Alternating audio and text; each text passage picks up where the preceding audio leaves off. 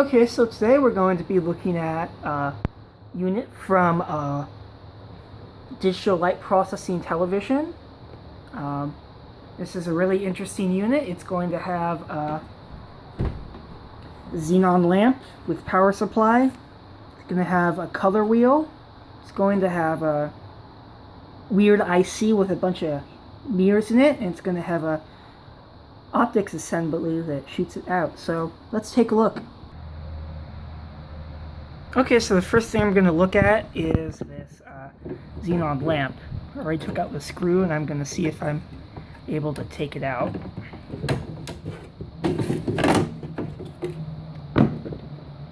Ooh, ouch.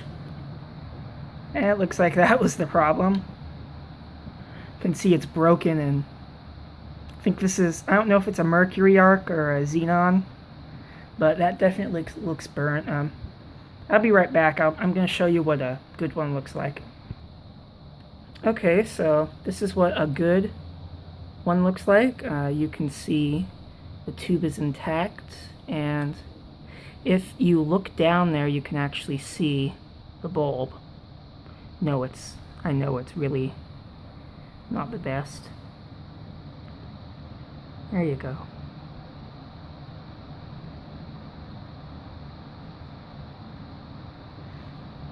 I think this one was from a projector, not a television, though. And let's compare that to this. Yeah, it doesn't look too happy.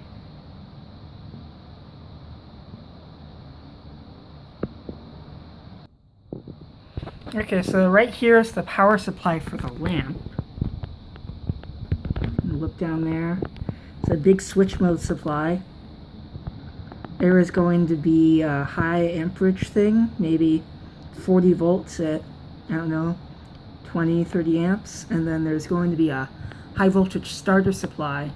The arc lamps, when they're running, they have a relatively low impedance, like a few ohms, but when they are open, they have a very, very high resistance, and the only way to get them started is with a very high voltage pulse. So I'm going to see if I can get this out.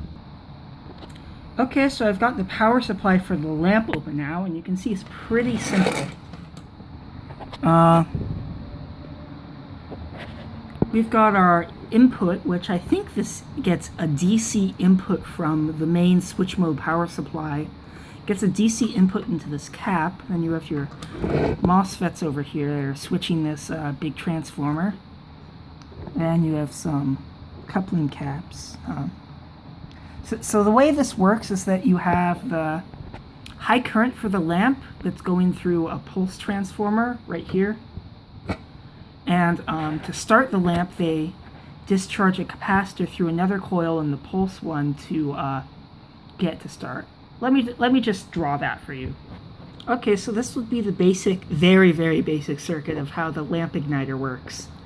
Right here you have your high current DC, and then right here you have the pulse transformer, and here's the lamp. So there will be a small capacitor right here. Well, I think that's those orange guys right there. And then you have this transformer. Now this is going to have a thick copper winding for this, and then a small little primary winding for this. And then this capacitor right here is charged up to a high voltage, which is those two capacitors right here. And then when they reach a high enough voltage, they jump across a spark gap, which goes into the primary of this transformer. And that induces a high voltage on this side, which goes through this capacitor and ignites the lamp. And if you look here, they actually have a little spark gap right here. That is a inert gas spark gap, I think, filled with, I'm not exactly sure, but some inert gas that will allow it to spark reliably. So let's move on to some of the optics of this. So as I said before, there was going to be a color wheel in there. And you can just see it in there, but I'm gonna have to do some more digging to be able to get it out and show it to you guys. Okay, so a little more digging, and look at this. Ooh, isn't that pretty?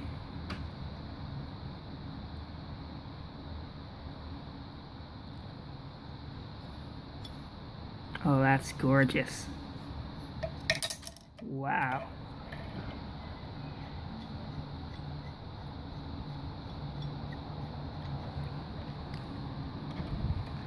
So a little more in depth on how these work. So basically you have your big bright light shining through this, and this thing is turning really fast. I don't know, I think it's 60 RPM or 60 rotations per second or something like that.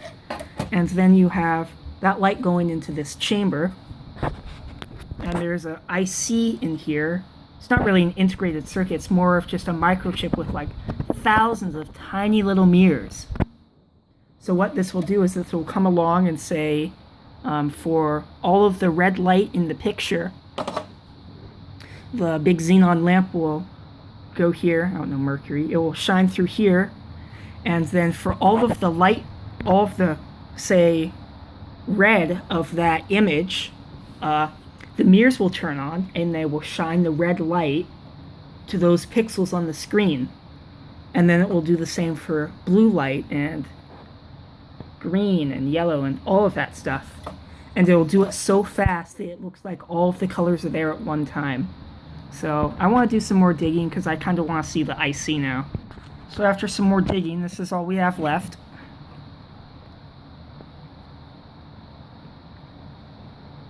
That's the input for the color wheel.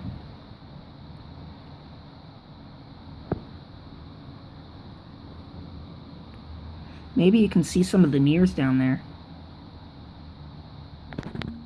Oh no, I doubt it.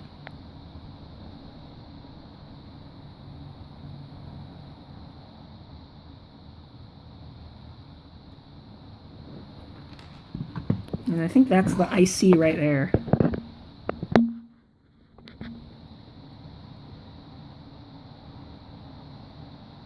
Okay, so let's try to take it out. This is going to take a while.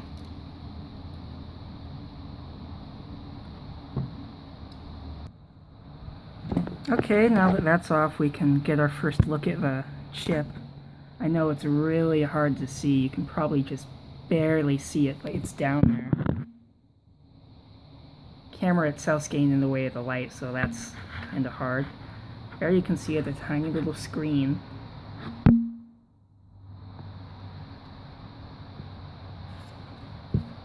And it just goes out there. There we go, that's it.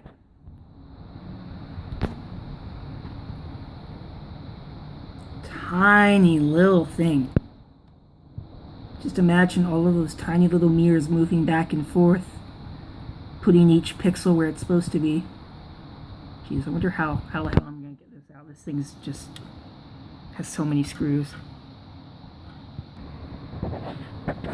Okay, so we're into the main board, and you can see the chip now, and the driving IC.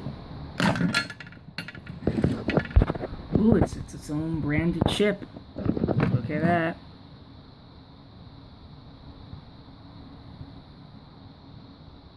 Oh yeah, apparently Texas Instruments is like the main person of this.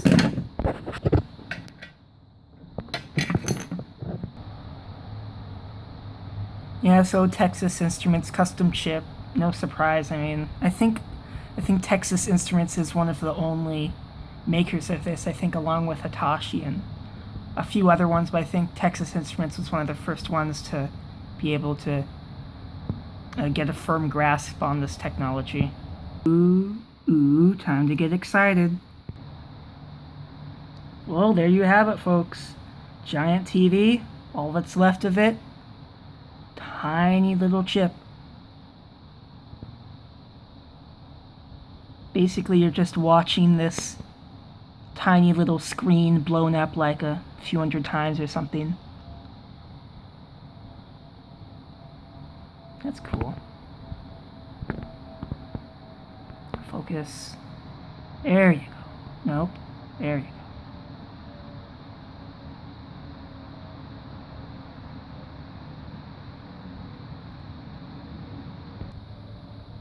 Okay, so this is basically the whole TV in 4 parts.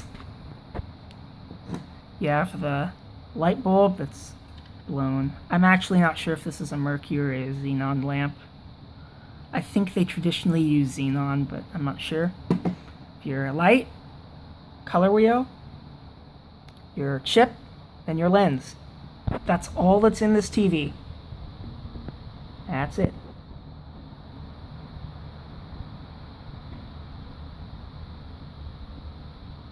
Thanks a lot for watching.